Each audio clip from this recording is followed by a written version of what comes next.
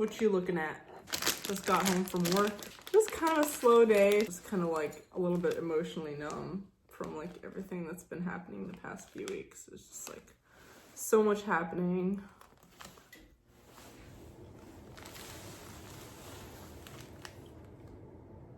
I'm just like so emotionally numb. And I feel like you guys only see the sad parts, like you don't see the happy parts. The happy parts, like I can't really take my camera and show you.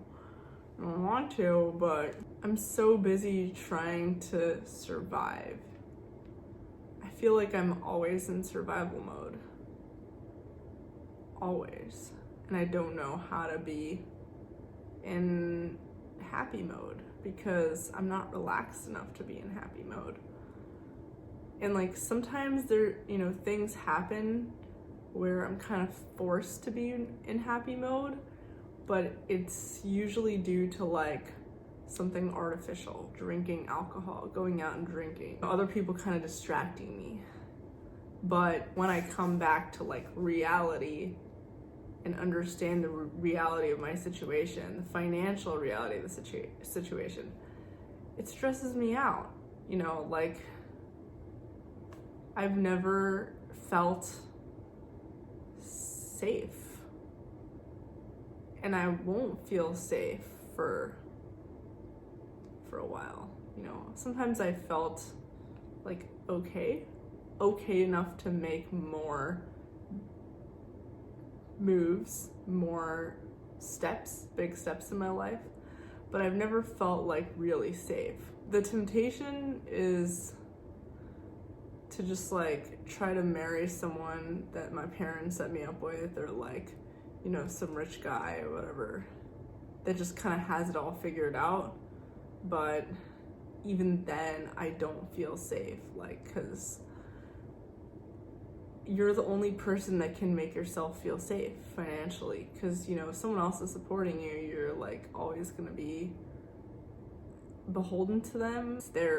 Oftentimes I think I'm crazy, but I read about a lot of like really successful people, like really wealthy people who are kind of like self-made, that kind of like built up over their lifetimes, and the way that they are and think and act, like it sounds very relatable. It sounds like a lot of what I experience, and the way that they relate to like relationships and the struggles that they have, like it feels like this is real. It's not like I didn't make it up in my head. This is a real thing that people who have extreme like money stress from when they're a child, this is what they experience as adults. Like Elon Musk, he grew up with a single mom who was like unemployed and struggling when he was a kid. I have friends like this too that are very successful now as adults, and they're just like obsessed with money. And as kids, they were struggling, and so it kind of like drove them to be this motivated. I feel bad because with relationships, when I entered the dating pool, and I entered the dating pool pretty late. I was in the Orthodox dating scene, which is like very different.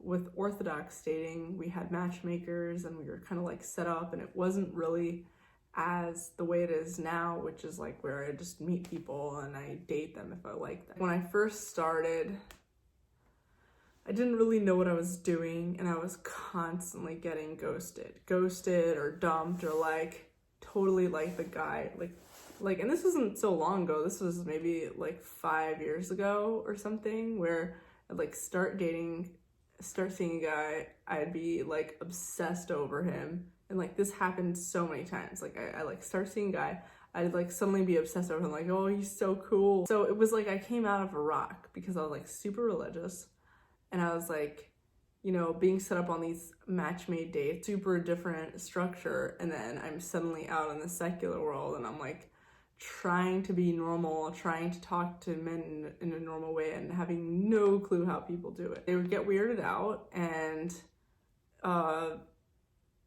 for whatever reason, probably really good reasons, they would they wouldn't want to date me anymore. And in order to not hurt my feelings, presumably they would just ghost me. Like they wouldn't like give me an explanation. And this was happening for a lot of times. This happened a lot.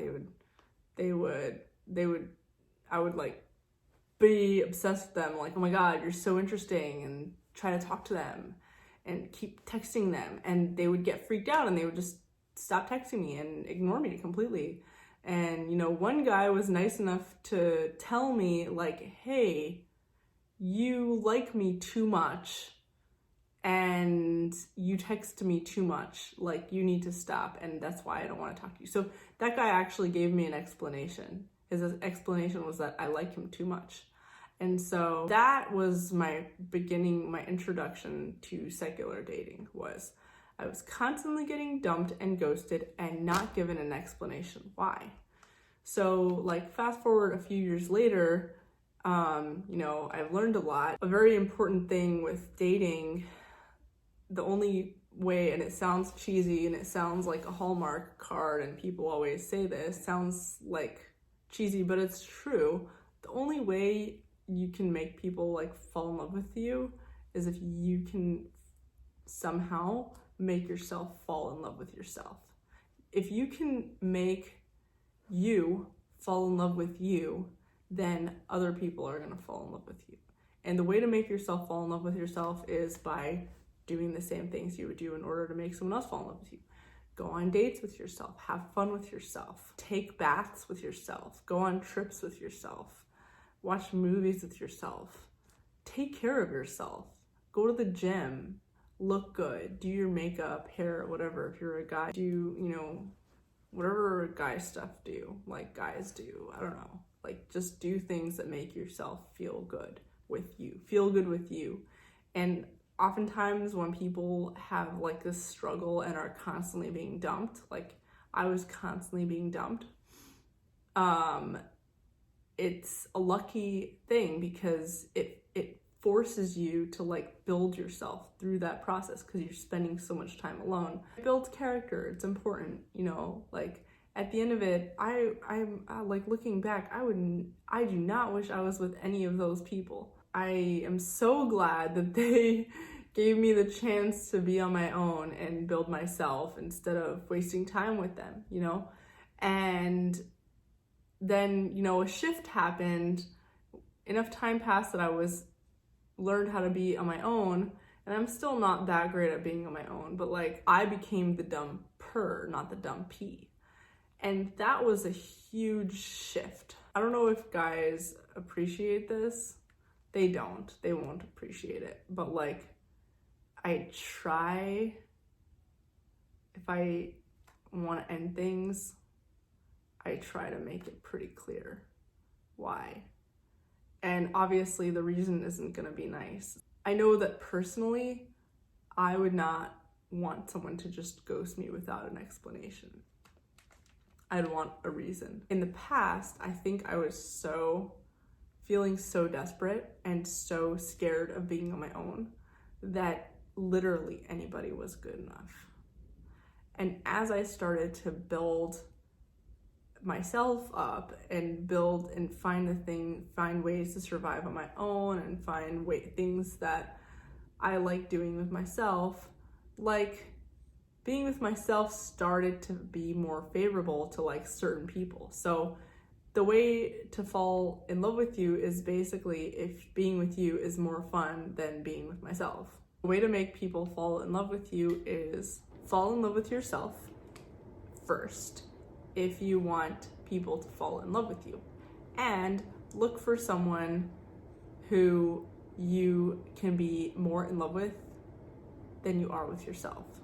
But don't be desperate, because if you are more in love with someone than they are with you, then they're gonna drag you along for the ride, and you don't want to be dragged along. Sometimes you don't know, and you're like, oh, like, I don't know, like maybe I am meant to be with this person because of XYZ, like I love being with them and I'm in love with them emotionally and this and that, but like I can't feel secure and safe with them. I can't rely on them. So for women, I think relying on a man is really important. And a lot of women now I see like just being like, yeah, I'm just not into men, like I've decided to try women, or like, yeah, I think I might be gay or bi or whatever, like I think I might like actually be poly, or I think I might be like, you know, all these things. But like at the end of the day, I think it really has to do with, you're a woman, you're biologically conditioned to seek security because you need that for your future children. You need to do that at a pretty young age because you have a biological clock, blah, blah, blah. It's true. And you need a man that is going to be reliable to carry you through that. And, you know, like you need a protector. And that's what men are supposed to be. But the thing is that like, society doesn't really do that anymore. Like they kind of, you know, like I don't see men as having that sort of expectation on themselves. And I don't see women as having like a very, like, it's kind of like getting blurred, like men and women. And I'm like, I'm not blaming anybody, I'm not blaming men, I'm not blaming women. It's just that the only way a woman can like enjoy in bed is if she can relax. And that's why a lot of guys are like, you know, they'll get their women drunk or whatever in order to get them to bed. The biological man needs to feel relied on and needed. And if you as a woman don't feel like you can rely on him to be your protector and your rock, and in fact it's the opposite, where like you'd rather rely on yourself and you feel safer with yourself than with him, then he does not deserve that.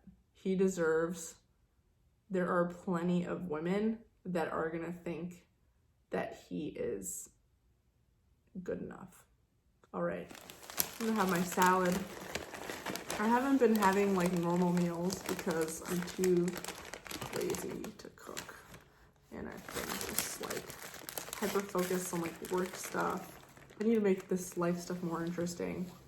I might take you guys shooting with me next week. So that'll be fun. You know, when people were evaluating it, everyone said like you were the leader in the marketplace in terms of our business gym launch. So Calls while stuck in a time-wasting meeting? No problem. Respond to voicemails.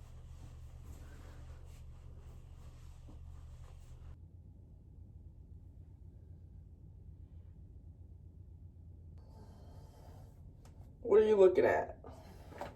I am thinking I'm gonna sell the house and just get it over with. I have to go there today. It's like, you know what I'm thinking? Like, being a business owner means that there's like no limit to how much time you're gonna put into something. And you know that you're in a failing business or you're in a sinking ship when you're making more money and having more fun working as a restaurant waitress or bartender than you are doing that business thing. And like, I know it's just the beginning, but I could sell out. I could sell out and like make profit and, you know, keep that money as anchor for my mental health, and while I keep building other things, you know, like I don't need to stay in it, you know, I don't need to be driving an hour out like every single time something happens, you know, like someday I will have enough backup to hire people to do that, and it won't be as stressful, and it will be really profitable. And it is, you know, real estate is still pretty profitable, but it's like, maybe right now is not the time. There's a lot of changes happening in my life right now, like so many changes, like so many just, you know, I feel like the past year has been a whirlwind and it's all just speeding by, and I'm so tired. I just want to sleep. Get a massage. Sleep and get a massage. That's basically what I want. To sleep and to get a massage and maybe watch like the dumbest show on the planet.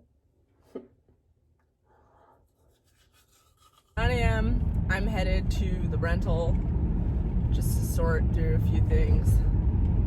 Second to last time, I guess, that I have to be there. I'm so excited to be done with that place. Done, sell it, pocket the money, store it somewhere safe, and like sleep for 48 hours. I'm thinking about the whole relationship stuff. You know, I've been thinking about it a whole bunch, and why can't I stay in a relationship? I do think that financial stability is the main driver for me for like everything, you know, that I do. But I also realized, like, what if the people that I was with were financially stable and were able to like give me all the stability and security that I wanted? Would I want to be with them? Nah, I wouldn't. I really enjoy being alone. I really enjoy having so much time. I love having so much time to myself to like do the things that I want to do. There's so much I want to do and there's so little time. And I always feel like time is escaping me. You know, I always feel like money is escaping me, but more than that, I always feel like time is escaping me. And I feel like being in a relationship is so time consuming. Some people, like, their big goal in life is a big love, and for a while that was my goal, but my goal was also to be successful and start a business, and like, love is not going to survive without financial stability. I mean, no matter how optimistic you are, if you're hungry, if you're like having money problems, you're gonna have relationship problems. You're gonna have up and downs in your relationships. Express lanes in Texas. Story time. So, restaurant drama. There's always drama when you work at a restaurant, and the one I work at has it too. It's really funny, actually. I mean, it's kind of sad. It's my first week. There's this guy who's been there for like a month, and he loves it. Like, more than anybody else, this guy loves working there. So I was asking everybody what do they think about the place, like what it's like working there. You know, in the beginning when I was trying to decide if I should work there, so I was like going around asking the servers, like, how much do you make? How do you like it? Blah, blah, blah. And this guy is like, I love it. I'm not going to leave. Even if I have to leave, I'm not going to leave. Like, I love working here. It's the best. And he did really love it. And he did actually invest a lot into working there. Like, he was always doing his side work. You know, like, I noticed that most of the servers don't do their side work, and they just like,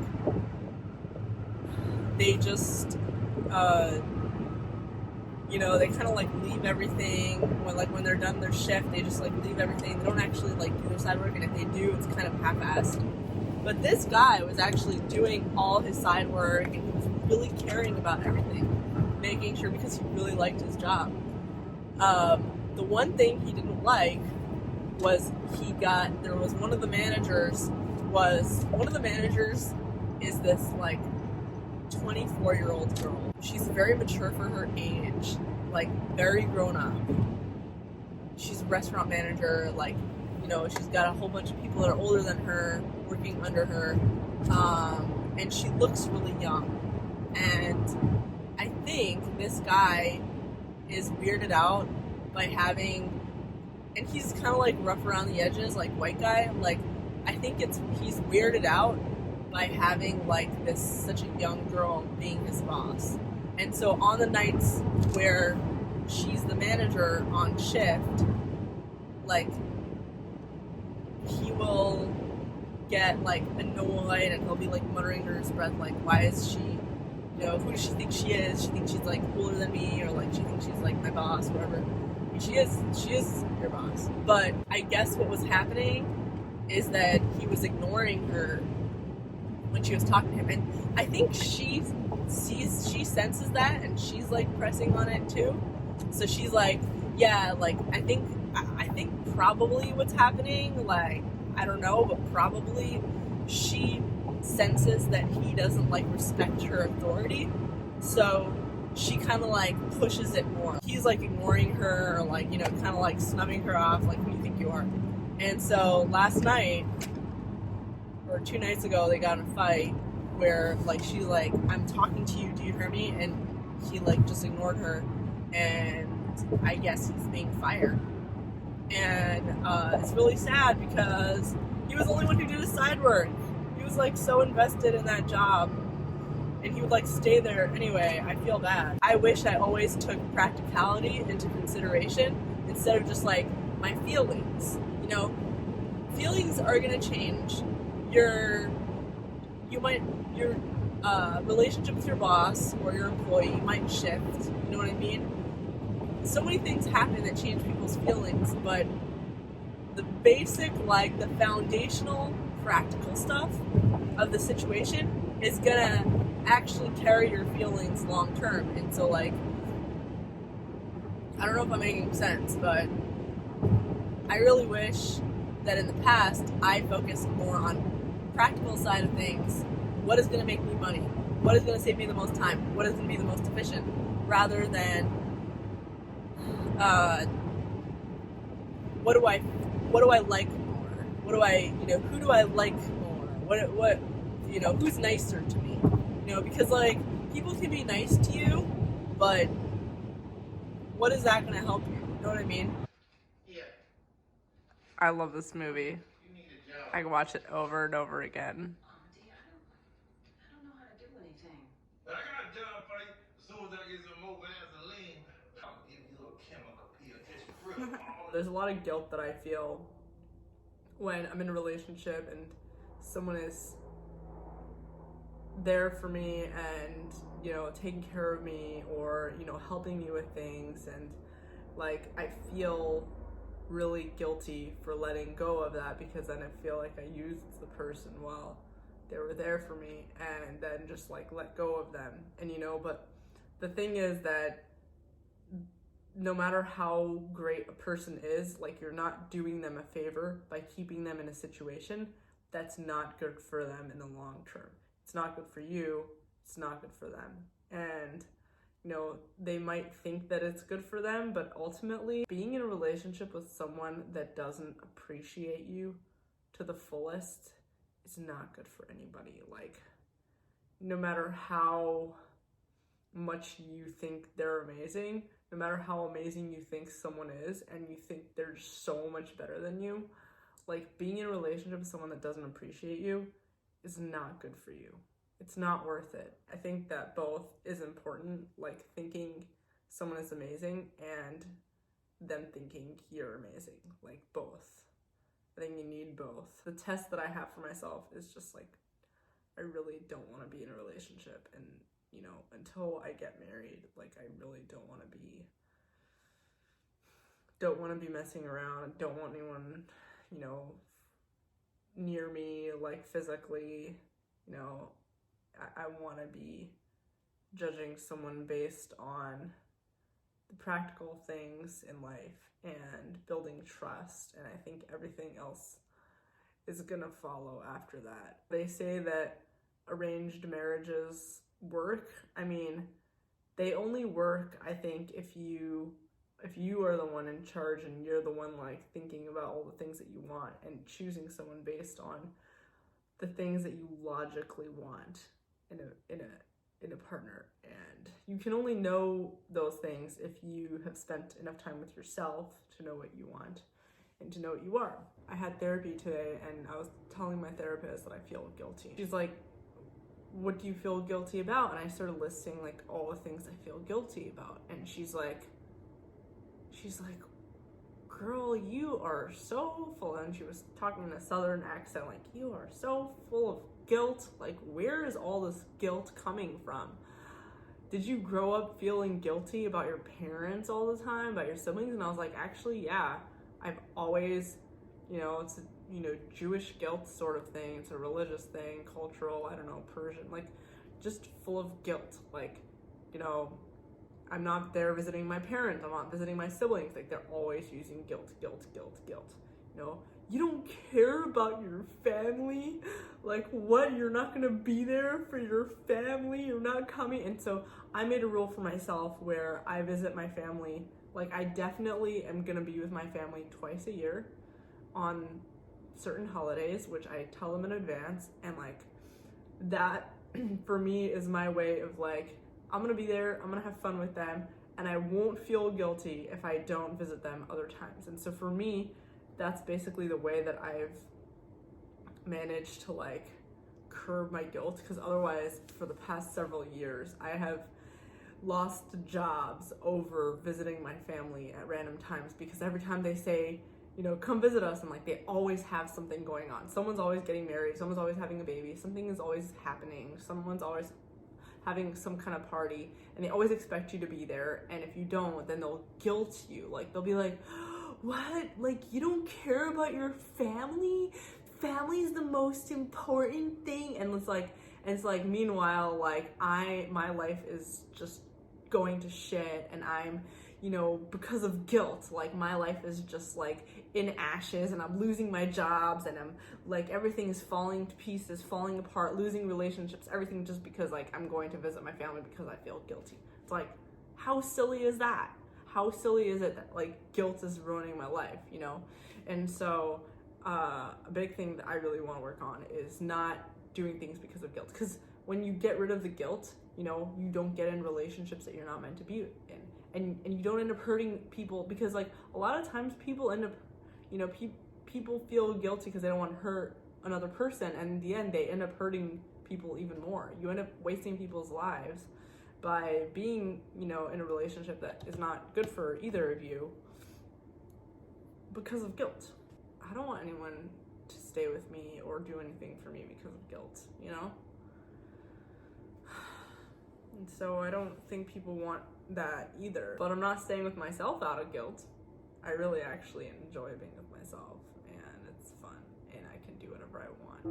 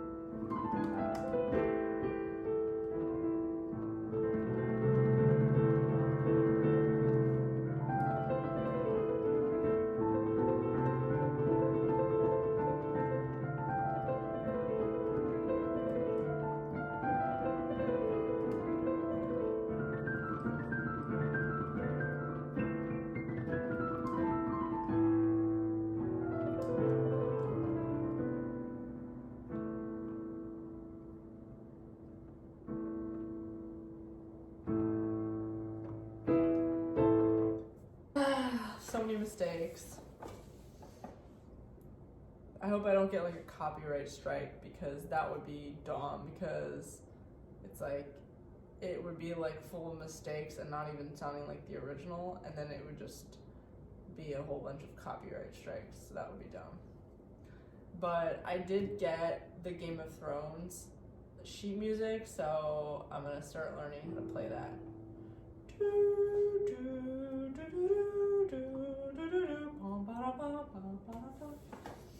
Gosh, I haven't played piano in so long, so don't judge me. Have you ever heard of Nothing Else Matters, Metallica?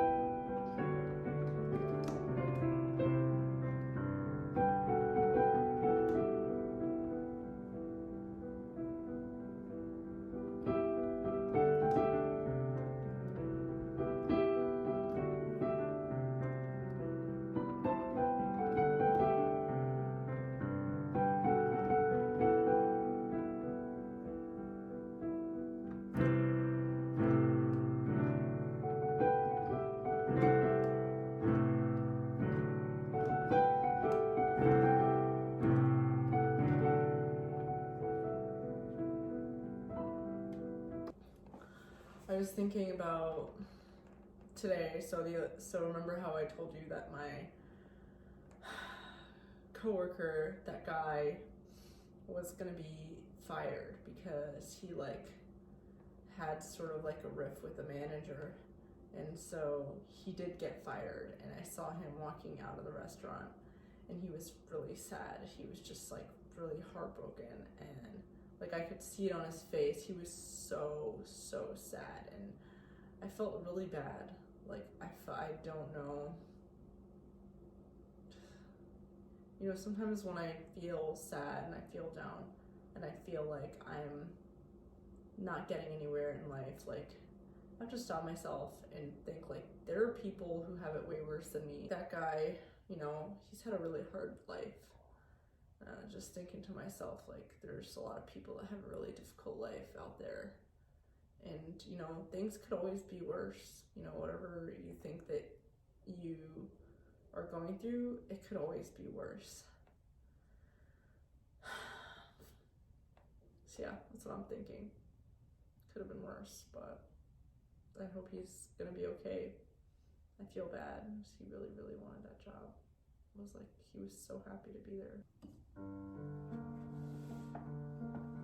My mom's favorite song.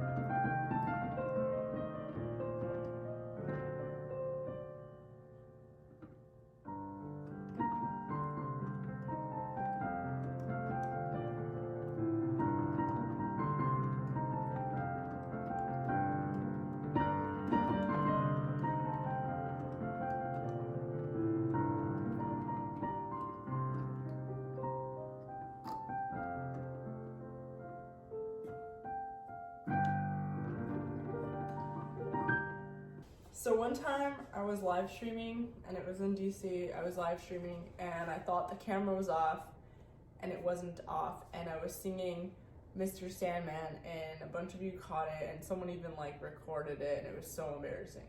And I think I was like picking my nose or something also. But anyway, I think this is like how it goes, so don't get mad if I get it wrong, but yeah.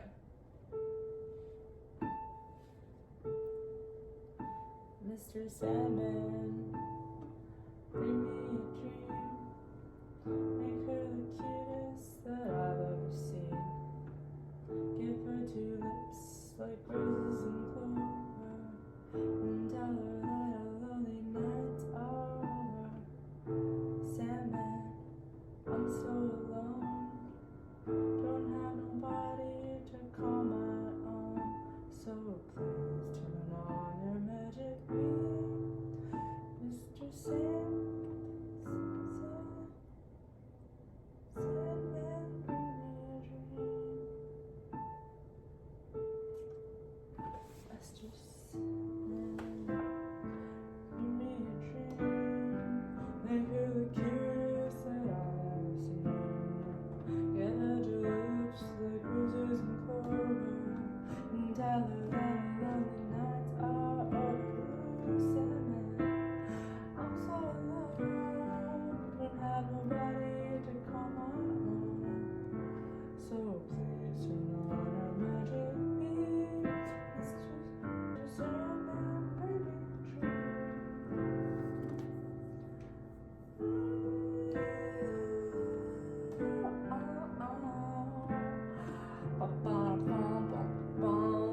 Sandman, yeah, Sandman, bring me a dream. Yeah, Sandman, bring me a dream. You're the cutest I've ever seen, so please turn on your beam. Thanks for listening, guys. So much more fun to play piano, and I'm like filming it for my YouTube channel. All right, getting ready for bed. Counting my monies that I got from the restaurant, and honestly, I'm not sad. I love working for tips, dude. It's so easy. After the house stuff and like, I don't know, after just like hustling a whole bunch for like maybe money, it just feels so good to be working in someone else's business, that they're in charge of making sure there's money there, and like I just get to like pocket the cash and go home. I feel like the more I do things, the same thing over and over again, like the better I get. And that's probably my favorite part about getting older is and having struggles is like, if you're struggling, it probably means you don't know how to do that thing, and you probably have a few lessons to learn. And so I think for me, that's what it feels like when I struggle.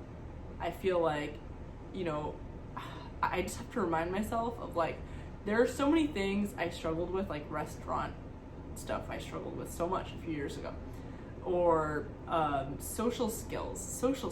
I really struggled with social skills. Well, it looks like this eye is smaller, but it's not, it's just a shadow. I really struggled with communicating with men in general, like, and not being completely awkward. I struggled with having a boss and not pissing them off. I really would piss off the bosses, and I had no idea why. And I still have, looking back, I'm like, what did I do wrong? But I don't know why, but somehow I'm doing a better job now, and people aren't getting pissed off at me as much, at least not in person. And so I feel like there's something about my behavior that's becoming more mature, but I don't even know exactly what it is, but it's working. As I get older, there are certain things that are becoming a lot easier, but there are some things that I still like. Obviously, relationships, I'm not mature enough. There's so much for me to learn there. But that's I'm really glad that it's happening, because like if it doesn't happen now, then it's never gonna happen. But I wasted so much time and money going to grad school and undergrad, like learning things that I never will use ever. Like, this is cash that I can do whatever I want with. I can invest it in whatever I want, you know, and I will. The first thing actually I'm gonna do is pay off my debt. The second thing I will do is invest it toward a project that I am working on. A certain project, not my books or anything like that. I'm not gonna invest all of it. I'm gonna do the 3-3-3 rule. So there's a rule of thirds in the Talmud.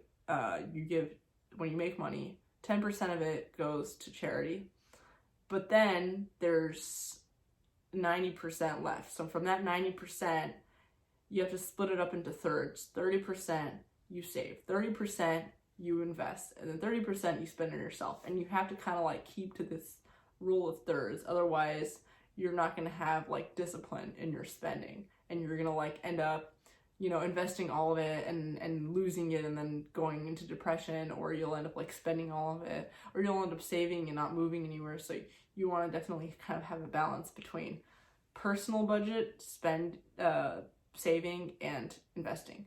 So rule of thirds, that's what I'm gonna do with this money. I'm not wearing makeup because I put a bunch of moisturizer on my face, and I was just on the phone with my friend, and we're talking about making like a YouTube channel for a bunch of girls, and the only issue that comes up is like every time people make YouTube channels, they want to look their best, so they end up actually coming off really boring, and people aren't interested in seeing like a bunch of people just being like perfect and boring and being like, hello, I am going to the store now and I'm doing this, la-di-da. It's like, I mean, I actually do watch stuff like that sometimes, but it's more just as background noise. Like, it's not interesting. Like, I want to see actual shit that people go through. Like, I want to see dating shows. I want to see people crying. I want to see like action. Like, I want to see people struggling or like fighting. I don't know. It's more fun. So we were talking about that. The nice thing about it is like I don't feel like I need to make money with it, because I feel pretty happy with this restaurant thing. And I know, like, again, I know there's people gonna roll their eyes and be like, oh, you're a good restaurant, but I'm really happy. I don't care what people say. It makes more money than a full-time like sitting at a desk office job, and it's so much more fun. And the manager told me that like, so they have like these sister companies, and they're all like these like really great, and it's part-time. That's like the other thing, is like I could still run my businesses while having that as a support. And so the manager, I was talking to her last night, and she was saying that like, you know, I could, if, you know, I do well, I could like move up to some of the other, you know, bars and restaurants in the company that are more high-end even, and like they're really high-end bars in the company, and you know, those bartenders make like a lot more money, like exponentially more money, and I'm like, hell yeah, these people make like 6-figure salaries and a part-time bartending job, which is fun, and I get to chill and make drinks and hang out with people. Why do people like think that that's not, like, why do people not do that? I don't get it. But don't tell anyone. Don't spill the secrets, because like I don't want other people competing for these jobs. They make like close to $1,000 a night as a bartender, which is insane. Like, close to $1,000 a night. Screw real estate. Like, I'll just go there and not screw real estate, because like I can make, if I can collect that much money from a bartending gig, and then I can transfer it to like other investments and build bigger buildings like with real estate and things like that, then that would totally fast track what I'm trying to do. You know, I wouldn't have to wait for like whatever else I'm doing to pan out. I would just be able to like have like fast, easy money, transfer it to my investments, build things like, you know, So that coupled with the house stuff and then a whole bunch of other stuff that I'm working on is stuff that I'm like really feeling a little better about, but and I'm already thinking about the third property that I'm going to purchase, but you know, obviously not nearly ready for it, and it's really going to depend on the coming months, my financial situation, and how much I'll be able to afford, how big I can go. But I'm going to try to be as conservative as possible because I don't want to end up like overestimating and then just falling flat on my face again. Thanks for watching this. It's cool to be experiencing all this with you guys, like my diary that gets feedback. Anyway, see you guys next week.